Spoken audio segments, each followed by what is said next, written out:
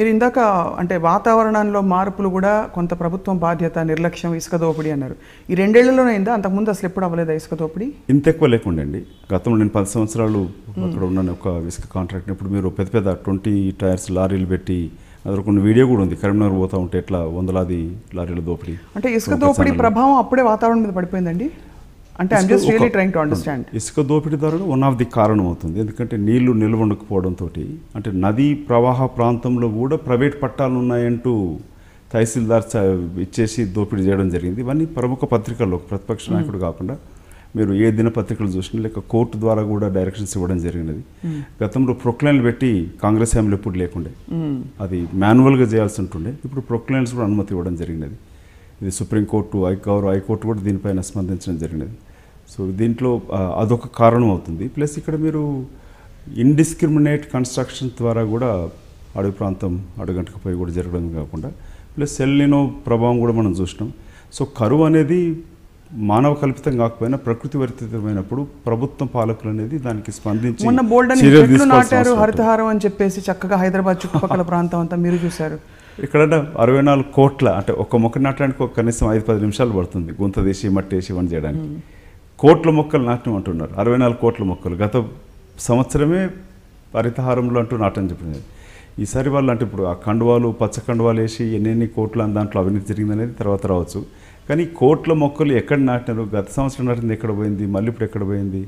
స్వచ్ఛ భారత్ అంటే హైదరాబాద్లో గతంలో మొదలుపెట్టిన కార్యక్రమం మళ్ళీ ఎక్కడికక్కడికే ఉండిపోయింది. సో ఇప్పుడు ప్రస్తుతం కూడా మీరు గమనిస్తే అంటే మొక్కల మీద ఉన్న ప్రేమ, దానిపైన సమీక్ష అంటూ బడుగు బలహీనకు వచ్చిన డబ్బులను కూడా దానికి డైవర్ట్ చేస్తూ 3 వాడుతున్న చనిపోతున్న రైతు కుటుంబాలపైన ఈ శ్రద్ధ ప్రభుత్వానికి లేదండి. మీరు రైతు గర్జనలో పాల్గొని వచ్చారు. సడన్గా ఇప్పుడు అంటే 2 ఏళ్ల తర్వాత ఇది ప్రతిపక్షంలో స్టాండర్డ్గా ఉండే మేనిఫెస్టోలో లేకపోతే మీకు ఉండే అజెండాలో భాగంగా రైతు గర్జనలు ఈ సభలు నిర్వహిస్తున్నారా? మొన్న ఒక సభ జరిగింది, నిన్న మీరు వెళ్ళొచ్చారు. అవునండి. లేదు, రైతు తెలంగాణ ప్రాంతం మీరు గమనిస్తే 70% ఇంకా అగ్రికల్చర్ పైన 70% పైన. అది కాకుండా అత్యధిక బోర్ బావుల పైన రైతులు ఆధారపడి ఉంటుంది. గత 2 సంవత్సరాలు తెలంగాణ రాష్ట్రం భారతదేశంలో గత సంవత్సరం అత్యధిక రైతులు ఆత్మహత్య చేసుకున్న ప్రాంతం అంటే తెలంగాణ ప్రాంతం.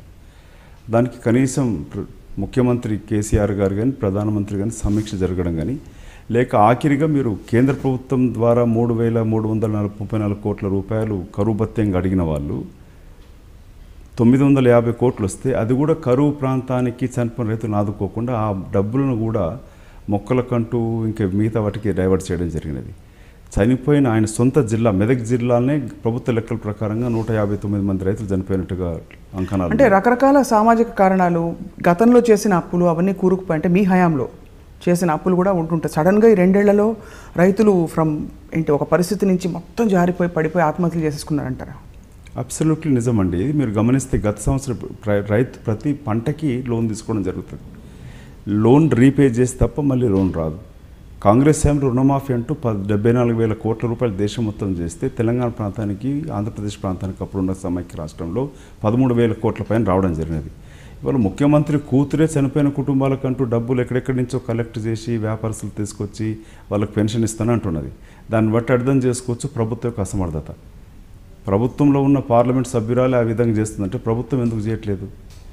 మేము చెప్పడం కాదు కదా, చనిపోయిన కూతురే ఒప్పుకుంటున్నది. కానీ ఒకరికి కూడా నష్టపరిహారం కానీ, ఆర్థిక సహాయం కానీ, వాళ్ళ రుణ మాఫీలు కానీ, లేక కరువు ప్రాంతంలో వాళ్ళకి ఆదుకోవాల్సిన అవసరాలు కానీ ఇక్కడ మరి అంత అన్స్ట్రాటజీగా మూవ్ అవుతారా చెప్పండి? ఒకవేళ వాళ్ళకి ఈ క్వశ్చన్ వస్తుందని వాళ్ళకి తెలియదా చెప్పండి? వాళ్ళ అమ్మాయిని ముందు పెట్టి లేకపోతే ఆవిడ వెళ్ళి నిజంగా సిన్సియర్గా కలెక్ట్ చేసి నాన్నగారు వెనకాల నుంచి చూస్తూ ఊరుకుంటారా చెప్పండి? అవుతుంది కదా. వాళ్ళు మన ఓ మీటింగ్ పెట్టుకొని కూడా ఇంతమంది 380 మంది రైతు కుటుంబాలకి చనిపోయిన వాళ్ళకి ఆర్థిక సాయం చేస్తున్నాం. ప్రభుత్వం చేయడానికంటే అదనంగా ఇది కూడా చేయాలనే ఒక సత్సంకల్పం ఉండడం తప్పంటారా? ప్రభుత్వం ఎక్కడ చేయట్లే, ఒక్క దగ్గర కూడా ఇవ్వట్లే. వాళ్ళకి ఏమంటుంది ఇన్సూరెన్స్. ఇప్పుడు గీతా కార్మికులు మీరు గమనిస్తే కూడా గతంలో కాంగ్రెస్ హయాంలో తాటి చెట్టు పడిపోయిన కార్మికుడికి 2 లక్షల రూపాయలు ఎక్స్గ్రేషియా ఉండేది. ముఖ్యమంత్రి సభ పెట్టేసి పాలాభిషేకం చేసుకొని 5 లక్షలు అన్నాడు. 5 లక్షలు అనేది ఎక్స్గ్రేషన్ చెప్పకుండా, అంటే మీరు పాలసీ కడితే తప్ప ఇన్సూరెన్స్ చేసుకుంటే 5 లక్షలు వస్తుంది. ఆ వచ్చే 2 లక్షలు కూడా ఇప్పుడు ఇవ్వకుండా ఆపేసేసినాడు. సో గత 95 నుంచి తీసుకుంటే చెట్టుపై నెక్కి చనిపోయిన పేద గీత కార్మికులకి 4 కోట్ల రూపాయలు కూడా విడుదల చేయట్లే. ఇట్లా తెలంగాణ రాష్ట్రం ఏర్పాటు చేసి ధనిక రాష్ట్రంగా 7,500 కోట్ల మిగులు బడ్జెట్తో వచ్చిన రాష్ట్రం ఇవాళ 64 కోట్ల అప్పులలో కూరుకుపోయింది. ఈ దుబారా ఖర్చు మతి ఆలోచన లేకుండా ఖర్చుతోటి కూడా ఇది జరుగుతూ ఉంది. అప్పుడు జరిగాయని ఒప్పుకుంటారు కనీసం మీ హయాంలో, కాంగ్రెస్ హయాంలో, మీ హయాం అంటే I mean the Congress party హయాంలో పెద్ద పెద్ద ఎప్పుడు కని విని ఎరుగుని రీతిలో దేశంలో స్కామ్స్ జరిగాయని ఒప్పుకుంటారా? కని విని ఎరుగుని రీతిలో ఒక ప్రధానమంత్రి స్థాయి వ్యక్తి కేవలం ఒక మౌనంగా ఉండి ఏమి ఒక వేలిముద్రకి పరిమితం అయిపోయారు అనే విమర్శలు కాంగ్రెస్ పార్టీకి వచ్చాయి. ఇట్లాంటి తప్పుడు ప్రచారం చేసి Congress. But isn't it true Madhu Yash గారు? You've seen politics worldwide. మీరు అది కూడా చూడండి. భారతదేశ పార్లమెంట్ సెక్రటరీ మొట్టమొదటిసారి ఒక క్యాబినెట్ మంత్రిని అరెస్ట్ చేసింది కాంగ్రెస్ హయాంలోనే.